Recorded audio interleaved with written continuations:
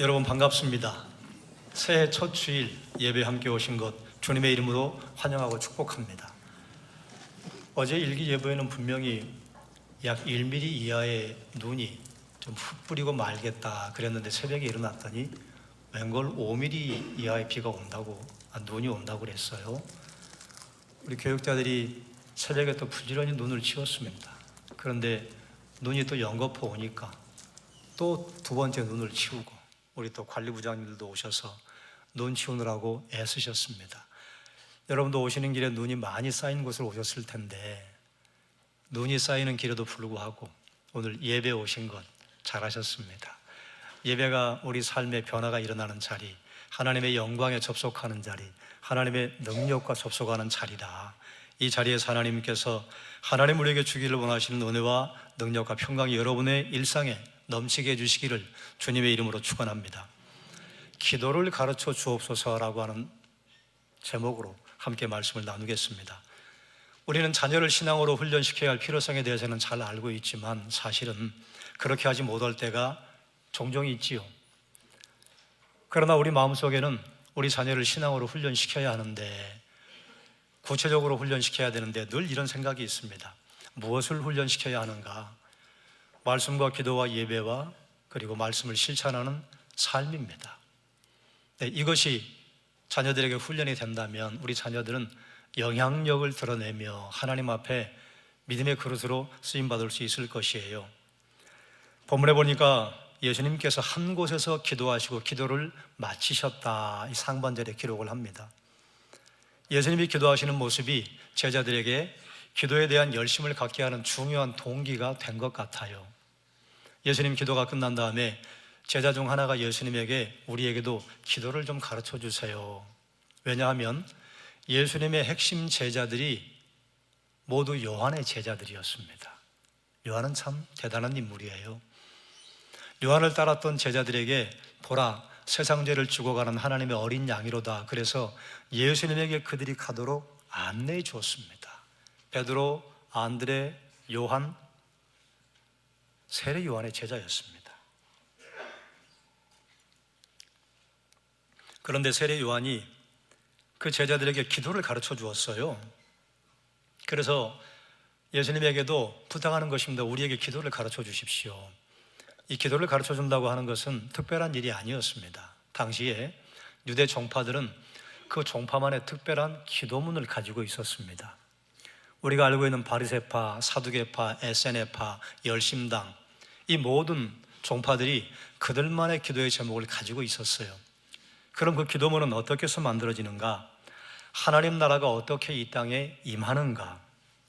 메시아 왕국이 이 땅에 임하려면 우리는 어떻게 해야 하는가에 대한 문제의식을 가지고 이 문제에 대한 신학적인 대답과 행동 강령을 그들의 기도문에 넣어서, 기도문이 그들의 정체성이고 그들의 사명 선언문이었습니다.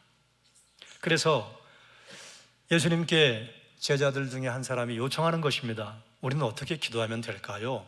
기도하는 방법을 몰라서 기도하는 방법을 알려달라고 한 것이 아니라 우리의 정체성을 어떻게 하면 될까요?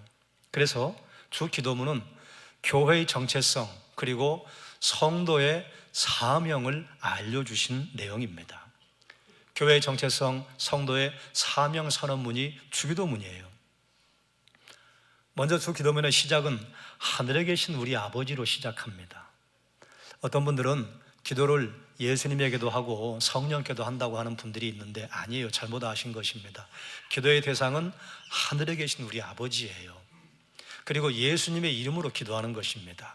기도할 때 성령의 도우심으로 말미암아 기도하는 것입니다. 내 안에 기도할 마음이 생겼다? 곧 내 속에서 스스로 생겨난 마음이 아니에요. 성령께서 내 마음에 감동하신 것입니다. 항상 우리의 기도의 대상은 하늘에 계신 아버지입니다. 주기도문에 관한 내용은 제가 한 2년 전에 몇 주간 우리 교회에서 설교한 적이 있기 때문에 내용은 오늘 생략하겠습니다. 주기도문에 있는 내용을 신학자들은 이렇게 구분합니다. 한번 따라 할까요? 하나님 청원, 우리 청원, 이 두 가지예요.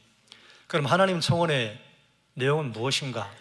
하나님 나라, 하나님 권세, 하나님의 이름, 하나님의 뜻을 간구하고 영광을 올려드리라는 것입니다. 그러면 하나님의 이름과 하나님의 나라와 하나님의 뜻이 이루어지는 것은 무엇인가 하면 성도가 성도답게 살았더니 그 결과로 드러나는 것입니다.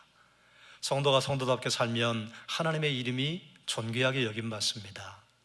성도가 성도답게 살면 하나님 나라가 이 땅에 이루어집니다. 성도가 성도답게 살면 하나님의 뜻이 이 땅에 이루어져요. 그 다음이 우리 청원인데, 우리 청원의 내용은 이런 것이죠. 우리의 양식을 위하여, 우리의 죄 용서를 위하여, 우리가 더 이상 시험에 들지 않도록 하기 위해서. 이것은 어떤 성격을 가지고 있는가? 성도가 성도답게 살기 위해서 발생해야 되는 원인이에요. 하나님은 우리를 죄 용서해 주셔야 성도다운 삶이 가능합니다. 우리가 시험에 넘어가지 않도록 우리를 지켜주실 때 성도다움이 가능하고, 우리에게 일용할 양식을 주셔야 우리에게 성도다움이 가능해져요. 그런데 이 세 가지는 모두 내 힘과 능으로 얻을 수 있는 것이 아니라 하나님의 은혜입니다. 그러므로 주 기도문을 주님께서는 우리에게 우리의 삶과 신앙의 나침반으로 주셨어요. 하나님에 대해 어떻게 할 것인가? 우리 삶에서 무엇을 기준으로 삼고 살아갈 것인가? 그렇기 때문에 아침에 일어나서 그 의미를 생각하고 주 기도문을 암송하는 것은 하루를 시작하는 대단히 좋은 방법입니다. 또 반면 하루의 일과를 마치고 잠자리에 들기 전에 주 기도문의 순서를 따라서 기도한다면 굉장히 훌륭한 기도가 될 것입니다. 왜 이것이 필요한가 하면 우리 하루의 일상, 하루의 삶을 주관하는 것은 내가 아침에 일어났을 때 가장 먼저 한 행동과 가장 먼저 본 것이 우리 하루를 주관해요. 또 내 잠자리를 주관하는 것은 잠자기 전에 내가 본 영상, 내가 했던 생각, 내가 봤던 책이 내 잠자리를 주관합니다. 그런데 여러분, 우리는 모두 하나님 앞에 24시간 깨어 기도하고 성도다운 삶을 살기를 원하는 소망이 여기 있는데 우리 그러지 못하잖아요. 24시간 우리가 그렇게 살지 못합니다. 그래서 아침과 저녁에 하나님께 집중하는 것입니다. 아침에 사도신경을 암송하든지 주 기도문을 암송하든지 1분도 걸리지 않습니다. 그런데 놀랍게도 그 1분이 우리의 생각과 영성을 여과해 줘요. 그래서 하나님 앞에 우리를 새롭게 세워줍니다. 우리가 말로 하나님 앞에 기도하는 것, 그것뿐만 아니라 하나님께서는 우리의 마음까지 대단히 중요하게 여기셔요. 마태복음 6장 6절과 7절에 이렇게 선포합니다. 너는 기도할 때 내 골방에 들어가 문을 닫고 은밀한 중에 계신 내 아버지께 기도하라. 은밀한 중에 보시는 내 아버지께서 갚으시리라. 또 기도할 때 이방인과 같이 중언부언하지 말라. 그들은 말을 많이 하여야 들으실 줄 생각하느니라. 아멘. 골방에 들어가서 기도하는 소리를 하나님이 들으신다, 그 말이에요. 우리 하나님은 귀가 밝으셔서 우리가 조용히 묵상으로 하는 기도나 내 생각으로 하는 기도나 내 마음으로 하는 기도, 그리고 분명히 가나다라 마바사가 아닌데 도대체 무슨 소리를 하는 것이지? 방언도 아니고 한국말도 아니고 웅얼웅얼하는 기도 알아들으신다, 그 말입니다. 그러므로 하나님께서는 유창한 기도의 말도 듣기를 원하시지만 그것보다 더 우리의 마음을 하나님께서는 받기를 원하시는 것이에요. 하나님은 우리의 말과 함께 우리의 마음을 하나님께 쏟아주기를 원하십니다. 하나님께서 우리에게 원하시는 기도 생활을 하기 위해서 우리가 머릿속에 담아둬야 할 단어가 하나 있습니다. 한번 따라 하세요. 우선순위예요. 여러분, 어떤 사람이 하는 일을 보면 그 사람의 가치가 무엇인지 알 수 있습니다. 그 가치가 우선순위예요. 운동을 좋아하는 사람은 어떤 분들은 그래요. 아이고 시간이 없어 운동 못해요. 천만의 말씀이에요. 운동에 우선순위를 두는 사람은 밤잠을 설쳐서도 운동합니다. 테니스 좋아하는 분들이 시간 없어 테니스 못 쳤다는 말 들어본 적 있어요? 아니요. 그분들은 다른 시간을 쪼개서 테니스를 쳐요. 골프를 좋아하는 분들은 나 시간 없어 골프를 못 쳤어요. 그런 일 없어요. 밤에 가서 골프 쳐요.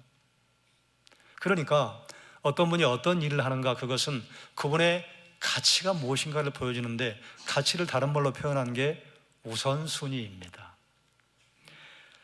디모데전서 2장 1절에 이렇게 선포하는데 함께 읽겠습니다. 그러므로 내가 첫째로 권하노니 모든 사람을 위하여 간구와 기도와 도고와 감사를 하되. 아멘. 간구와 기도와 도구와 감사, 이 내용이 조금 다릅니다만 오늘은 그 내용은 생략하겠습니다. 이 네 가지 단어를 한 가지 단어로 통칭한다면 기도. 첫째로 권하노니 모든 사람을 위하여 기도하라. 기도를 우선순위로 삼으라, 그 말입니다. 자, 그러면 기도를 우선 삼기 위해서 우리가 해야 할 것이 있어요. 한번 따라하죠. 기도의 목표를 정하라. 마가복음 10장 51절입니다. 예수께서 말씀하여 이르시되 내게 무엇을 하여 주길 원하느냐? 맹인이 이르되 선생님이여 보기를 원하나이다. 아멘. 여러분, 바디모가 예수님 앞에 주여 다윗의 자손이여 나를 불쌍히 여겨주셔서, 그랬더니 사람들이 아이고 시끄러워, 예수님 지금 바빠. 그랬더니 예수님은 그 소리를 들으셨어요. 여러분, 우리가 기도에 하나님 앞에 부르짖으면 주변의 사람들은 아이고 시끄러워, 뭐 저렇게 크게 기도하나. 그런데 주님은 들으셔요. 또 때로는 우리의 기도의 소리가 주변의 소리들에 먹혀서 사라져서 상쇄되어서 과연 주님이 들으실까? 들으셔요. 주변의 사람들은 시끄럽다고 좀 그만 소리 지르라고 얘기했는데 주님이 가서 데려와라. 그랬더니 그 복음서를 보면 바디메오가 뛰어 일어나서 주님 앞에 옵니다. 저 이 구절을 읽다가 너무 눈물이 났어요. 왜냐하면 보이지 않는 사람들은 어디 뛰어가면요, 여기도 부딪히고 저기도 부딪힙니다. 아무리 이거 하고 다녀도 눈이 보이지 않는 분들은 여기저기 상처가 있어요. 근데 이 사람이 뛰어갔어요. 물론 이제 눈이 보이지 않는 사람들은 청력이 굉장히 발달해서 방향 구분할 수 있다고 하는데, 뭐 우리가 가끔 뭐 무협지 막 영화 이런 거 보면 무공이 뛰어난 사람들은 상대방과 칼싸움을 하는데 눈을 감잖아요. 다 거짓말이에요. 왜 눈을 감아? 눈 뜨고서 해야지.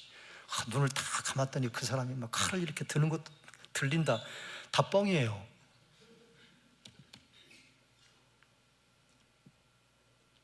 눈이 보이지 않으면 부딪힙니다. 그런데 이 사람이 예수님께서 그를 부르시는 게 얼마나 감사했는지 뛰어 일어나서 예수님이 계신 그 방향으로 갔는데 부딪혔을 거예요. 왜냐하면 예수님께서 여력에서 지금 빠져나가시는데 이렇게 표현합니다. 수많은 사람들이 예수를 따르더라. 그들이 바디모에게 길을 열어줬겠어요? 못 열어줘요. 사람 수가 적어야 길을 열어주지요. 움직이고 싶은데 옆 사람이 꼈어요. 그러니 부딪히고 갔을 거예요. 그만큼 간절했어요. 그런데 그렇게 온 그에게 예수님께서 내가 너에게 무엇 해주기를 원하느냐? 여러분, 우린 이렇게 생각해요. 뻔하지 예수님. 아니, 맹인이 눈 뜨기를 원하겠지요. 그런데 여러분, 그게 우리의 생각이에요. 바디메오가 무엇을 주님께 원하는지 예수님께서 몰라서 물으신 게 아닙니다. 바디메오가 정말 주님께 간절히 요구하는 기도의 제목이 무엇인지 다시 한번 확인하고 싶으신 거예요. 그가 가장 간절하게 여기는 것이 무엇인지. 여러분, 바디메오 이전에 이렇게 구걸하다가 눈 뜬 사람이 있습니까? 없습니다. 없다는 것은 무엇을 말하는가? 상상할 수도 없다는 얘기예요. 물론 그 전에 성전에서 실로암 목가에서 맹인을 만나서 예수님께서 그의 눈을 뜨게 해주어요. 그런데 그때는 방법이 좀 특별하셨어요. 땅에 있는 흙을 예수님께 침을 뱉어서 그걸 진지겨서 그 사람 눈에 발라주시고 뭐 보이니? 안 보입니다. 두 번째 또 그렇게 하시고 뭐 보이니? 그랬더니 나무 같은 것이 지나가는 것들이 보입니다. 세 번째 또 그렇게 하시고 뭐 보이니? 이제 보이나이다. 그건 성전에서 한 번이에요. 이렇게 구걸하다가 눈 뜬 사람이 없습니다. 그러면 바디메오는 눈을 뜰 수 있다는 것을 상상할 수 없는 거예요. 이렇게 기도할 수 있습니다. 예수님, 잠깐만 다른 게 있겠습니까? 제가 평생 먹고 살 수 있는 재물이 좀 있으면 좋겠습니다. 이렇게 기도할 수도 있어요. 예수님, 제가 여기까지 구걸하러 나오는데 우리 집에서 오는 길이 너무 험합니다. 여기저기 부딪힙니다. 그 길이 좀 탄탄대로가 났으면 좋겠습니다. 예수님 제가 이렇게 와서 구걸하면 주변의 사람들이 길 가다가 수군거리는 소리를 듣습니다. 아휴, 저 사람 또 나왔네. 이런 소리 좀 듣지 않게 해주세요. 이렇게 기도할 내용이 너무 많아요. 그런데 예수님 물으시는 거예요. 너 무엇 해주기를 원하느냐? 그랬더니 바디메오가 그래요. 눈뜨기를 원하나이다. 그럼 사람들이 할렐루야 그랬을까요? 천만에요. 그러지 않았을까? 야, 정말 세상 물정 모르는구나. 어떻게 눈을 떠? 그거를 지금 사람들에게 들려주고 싶으신 거예요. 바디메오가 무엇을 원하는 줄 아니? 눈뜨기를 원한다는 기도를 할 것이다. 주변의 사람들이 코웃음 쳤을 거예요. 눈을 뜨다니 그게 말이나 돼? 창세 이후로 그런 적이 없어. 그런데 바디메오는 그러는 거예요. 눈뜨기를 원하나이다. 사랑하는 여러분, 기도의 목표를 정해야 합니다. 기도의 목표를 정한다고 하는 것은 기도 제목 1번, 2번, 3번을 정하라는 게 아니에요. 믿음으로 하나님께 간구하는 기도의 목표를 정하라는 것이에요. 정상을 눈앞에 둔 사람과 이제 막 등산을 시작한 사람은 발걸음이 다릅니다. 이제 막 시작한 사람들은 언제든지 그만둘 용의가 있어요. 요즘 등산하는 분들을 보면 정상에 올라가는 분들이 그리 많지 않더라고요. 분명히 등산 가방을 메고 등산화까지 신으셨어. 그리고 이게 폴대까지 잡으셨는데 가다가 관악산 공원에서 자리를 까시더라고요. 거기서 먹고 내려가. 이제 막 등산을 시작한 사람은 언제든지 그만둘 수 있어요. 그런데 1시간, 2시간, 때로는 에베레스트 산 같은 경우는 며칠을 올라가잖아요.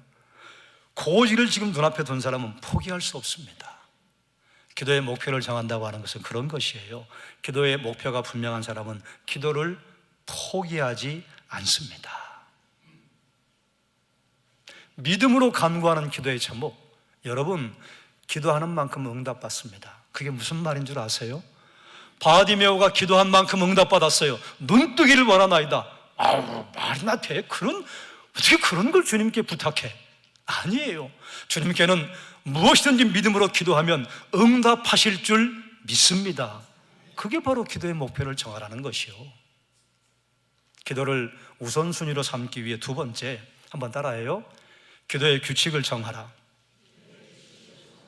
사도행전 3장 1절에 이렇게 선포합니다.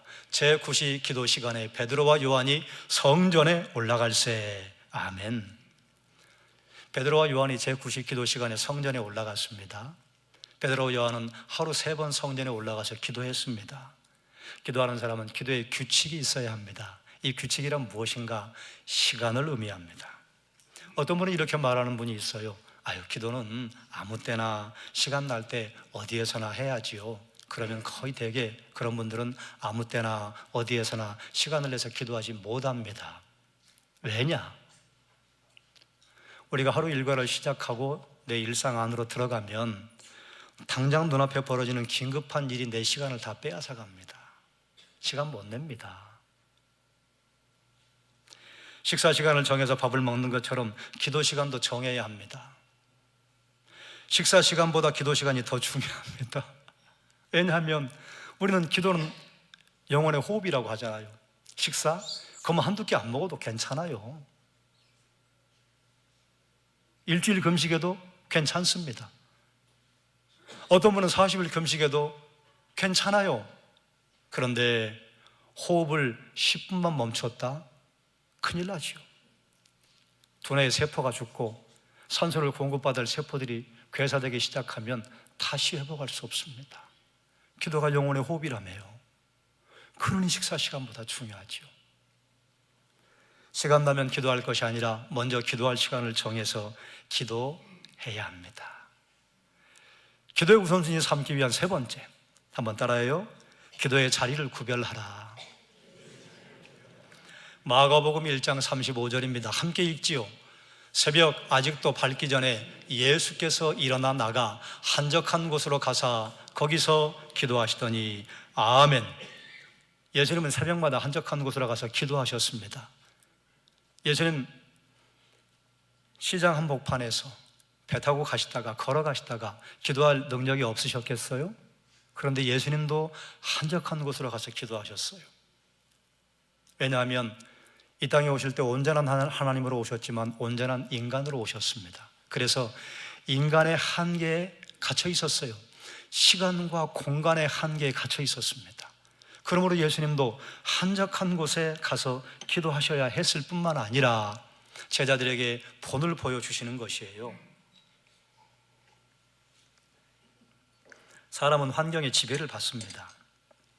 우리는 햇빛의 지배를 받아요. 지배보다는 영향력 아래에 있다고 하는 표현이 옳겠지요. 해가 뜨면 눈이 떠지고 해가 뜨면 움직여야 돼요. 해가 떴는데 못 일어난다? 그럼 문제가 있는 사람입니다.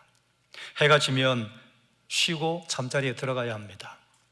해가 졌는데 잠을 안 자고 밤에 막 올빼미 눈으로 돌아다니잖아요. 그럼 반드시 건강에 이상이 생깁니다. 사람은 햇빛뿐만 아니라 소리, 색깔, 향기, 온도 여러 가지 요인에 의해 지배를 받습니다. 만약에 여러분의 환경이 기도를 방해한다면 환경을 바꾸어야 합니다. 제가 읽고 있는 책 가운데 어떤 건축사가 쓴 책이 있는데 거기에 공간에 관한 내용을 이렇게 쓴 걸 제가 읽고 한참 생각했어요. 우리 아이들이 과연 창의력이 있는 아이들로 자랄 수 있을까? 아파트 높이 2.8m, 교실 높이 일정하게 2.4m, 아이들이 교실과 아파트를 오가는 이동수단 스타렉스 1.5m. 아이들은 낮은 천정 아래 그 공간에 사는데 3m 이하의 공간에 살면 창의력과 생각의 상상력이 줄어든답니다. 갇힌대요. 공간이 넓어야 한답니다. 뻥 뚫린 공간을 나가야, 그래야 생각이 드디어 가지치기를 하기 시작한대요. 그래서 그분이 말하는 결론은 이런 거예요. 학교 교실의 구제를 파괴해야 한다. 그것이 안 되면 아이들을 자꾸 위에가 막히지 않는 곳으로 데리고 다녀야 된다. 그게 바로 피조 세계로 아이들을 데리고 가는 것입니다. 그래서 자연에 나가면 아이들이 상상력이 풍성해지고 창의력이 풍성해지는 것입니다. 무슨 말이에요? 사람은 주변 환경에 영향을 받는다, 그 말입니다. 사랑하는 여러분, 하나님께서 왜 예배하는 장소를 예루살렘 한 곳으로 구별하셨을까요? 이유가 있는 것이에요. 기도하는 사람은 기도의 자리를 구별해야 합니다. 장소가 구별되면 기도에 더욱 집중할 수 있습니다. 기도를 우선 삼기 위한 네 번째, 한번 따라하죠. 성령의 도움을 구하라. 사도행전 2장 1절로 4절입니다. 오순절 날이 이미 이르매 그들이 다 같이 한 곳에 모였더니 호련히 하늘로부터 급하고 강한 바람 같은 소리가 있어 그들이 앉은 온 집에 가득하며 마치 불의 혀처럼 갈라지는 것들이 그들에게 보여 각 사람 위에 하나씩 임하여 있더니 그들이 다 성령의 충만함을 받고 성령이 말하게 하심을 따라 다른 언어들로 말하기를 시작하니라. 아멘. 사도들이 한자리에 모여 기도할 때 성령이 임하고 그들이 방언으로 말을 하기 시작했습니다. 오늘날의 방언과 달라요. 외국어가 튀어나온 거예요. 각 지역에 약 22개의 지역의 사람들이 왔는데 그들의 방언으로 갑자기 하나님의 큰 일을 듣게 된 것입니다. 깜짝 놀랐어요. 사도들이 기획한 것 아닙니다. 사도들이 기대한 것 아닙니다. 사도들이 계획한 것 아니에요. 성령의 능력이었습니다. 성령이 우리에게 임하시는 것은 우리의 마음 상태에 비롯되는 게 아닙니다. 하나님의 뜻에 따라서 주어지는 것입니다. 그러므로 여러분이 기도할 때 기도의 연약함을 경험했다거나 기도의 한계를 만났다거나 아니면 기도에서 도무지 한 발도 나가지 못하는 벽을 만났을 때 성령을 의지하고 기도하시기 바랍니다. 그럴 때 하나님께서 성령의 능력을 여러분에게 넉넉하게 부어주실 줄 믿습니다. 기도를 우선 삼는 마지막, 한번 따라해요. 하나님과 교제를 온전히 하라. 야고보서 4장 8절입니다. 함께 읽겠습니다. 하나님을 가까이 하라. 그리하면 너희를 가까이 하시리라. 죄인들아 손을 깨끗이 하라. 두 마음을 품은 자들아 마음을 성결하게 하라. 아멘. 기도는 하나님과 대화라고 정의를 하는 분도 있습니다. 하나님 앞에 나가면 전인격적으로 하나님을 만나게 됩니다. 전인격적으로 만나게 된다는 게 무슨 의미일까요? 인격의 3요소가 지정의예요. 우리가 하나님과 기도하는 시간을 가졌을 뿐인데 지혜와 계시의 영을 허락하셔서 하나님을 더 알게 하시고 지적인 영역에 놀라운 변화가 일어납니다. 우리의 정서적인 영역에도 하나님께서 그 기업의 영광의 풍성함이 무엇인지를 우리에게 알게 하시고 우리의 마음에 샘솟도 솟아나는 기쁨을 주셔요. 그뿐만 아니라 우리는 여전히 연약하고 손이 짧은데 하나님께서 우리에게 결단의 능력을 주셔서 예수 그리스도의 손 되게 하시고 예수 그리스도의 발 되게 하셔서 하나님의 능력, 하나님의 크신 그 권능을 드러내는 통로로 살게 하신다는 것입니다. 기도에 부담을 갖거나 머뭇거리는 분들이 있습니다. 그러면 거의 대개는 영적 상태가 하나님 앞에 부끄러울 때가 참 많을 때 우리가 머뭇거려요. 그런데 여러분 생각해 보세요. 우리가 반지를 사면 괜히 커피를 마시는데 반지 낀 손으로 계속 왔다 갔다 하잖아요. 그럼 친구들이 알아보고 어이구 다이아 반지를 샀어? 그럼 그러잖아요. 남편이 사줬지 뭐야 이렇게 말할 거 아니에요. 다이아 반지를 끼지 않았을 때는 그냥 마셔요. 무슨 말이에요? 자랑하고 싶은 게 있으면 거기에 시간을 더 드린다 그 말입니다. 이 가운데 수영 잘하는 분들이 계시는데 우리 교회에서 수영장 갑시다 그러면 그분들은 네 그럴 거예요. 근데 수영 못한 분들은 가지 맙시다. 뭘 수영장에 갑니까? 왜 그래요? 나 수영장 가면 맥주병인데.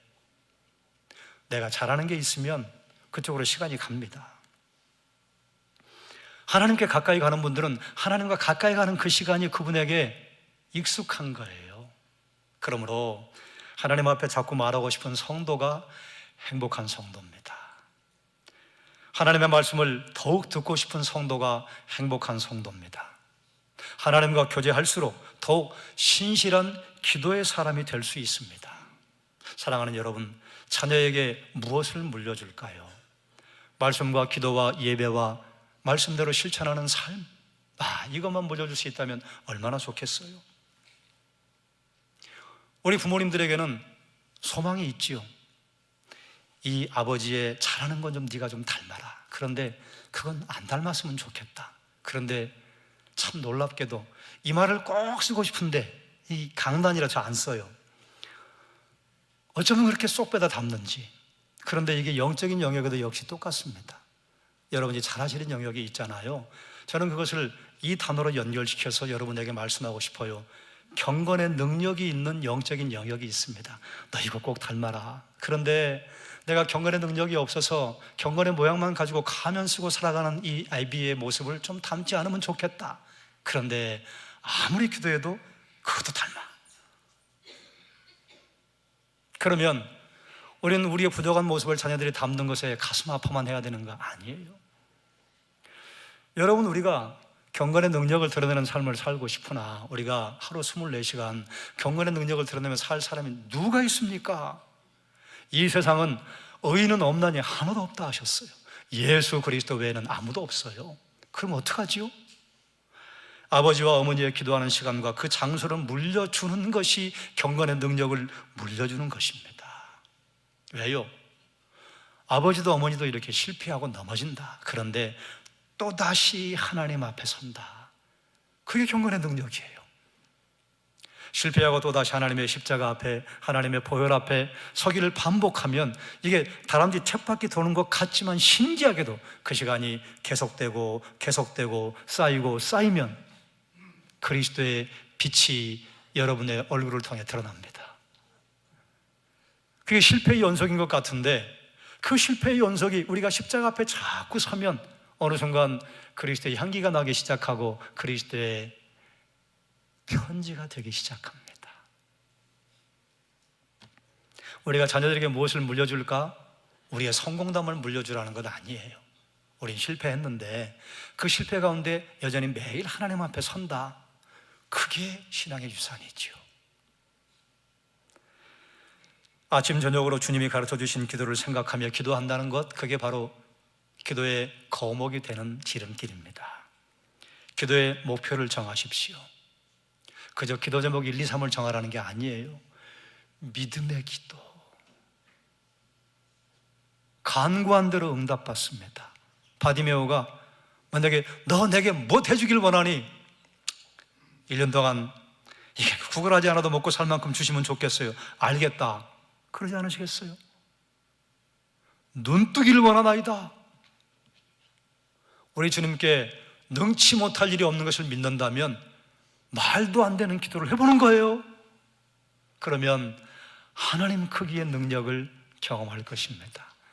그것이 기도의 목표를 정하라는 것이에요. 기도의 규칙을 정하세요. 기도의 자리를 구별하세요. 여러분, 우리가 좀 더 솔직하게 말하자면 새벽에 기도하고 금요기도에 기도하지 않으면 여러분 기도하지 않는 거 제가 다 알아요.